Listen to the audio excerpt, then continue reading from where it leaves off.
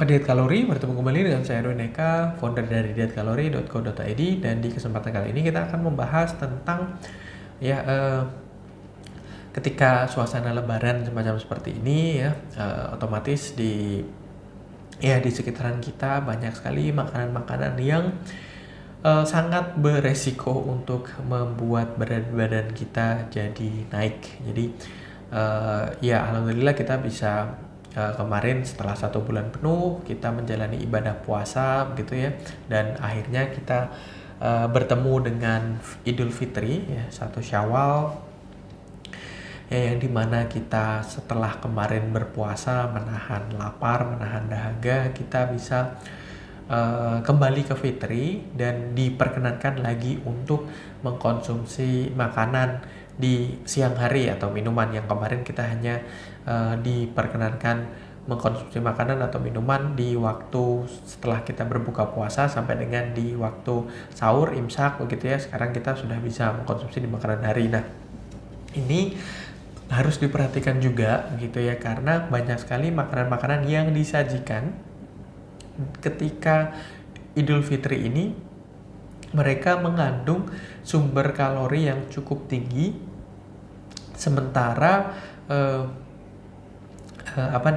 nutrisinya itu sangat rendah. Nah, kita sangat familiar lah tentu saja di Indonesia ini dengan misalnya mengkonsumsi ketupat, mengkonsumsi opor ayam, rendang, seperti itu. Apakah kita tidak boleh mengkonsumsi makanan-makanan itu untuk menjaga berat badan? Boleh, cuman kita harus tahu takarannya. Jadi di diet kalori Anda akan belajar, atau Anda bisa tahu, bisa men-search berapa sih jumlah kalori dari opor ayam ya per porsi, per 100 gram dan sebagainya begitu ya. Dan juga selain dari makanan-makanan berat semacam seperti itu, rendang gitu ya, terus kemudian apalagi menu-menu di ini, ada empal, mungkin ada, pokoknya enak-enak gitu ya. Dan ya sekali lagi memang tinggi kalori, tapi nggak masalah. Dan juga terkadang juga momen lebaran ini kan cuma 1 tahun sekali, jadi tidak yang terus kemudian kita melarang mengkonsumsi makanan-makanan tersebut, namun harus tahu batas.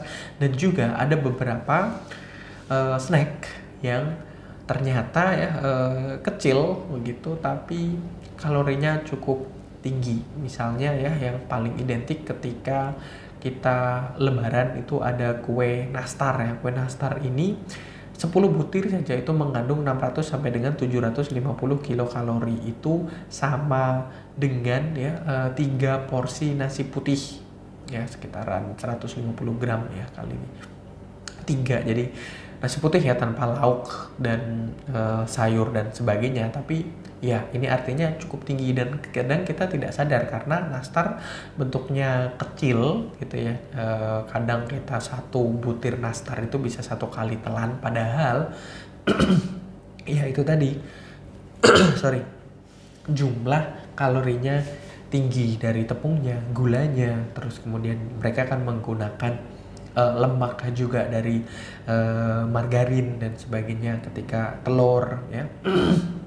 Dan di oven gitu ya, terutama sih kalau untuk nastar ini kandungan gulanya yang harus benar-benar diperhatikan. Dan nutrisinya rendah, seratnya rendah. Ketika kita mengkonsumsinya, kita tidak terus kemudian merasakan rasa kenyang dalam jangka waktu yang lama. Kalau makanan-makanan yang mengandung serat yang tinggi kan kita bisa mengkonsumsinya dan tetap merasakan rasa kenyang dalam jangka waktu yang lama. Jadi diperhatikan, dan bukan hanya nastar saja, banyak sekali kue-kue kering, cake semacam seperti itu. Dan juga minuman manis itu ya, minuman bersoda itu juga mengandung kalori yang tinggi dari gulanya. Gula itu ya, ketika kita konsumsi mereka merupakan sumber energi, namun ketika kita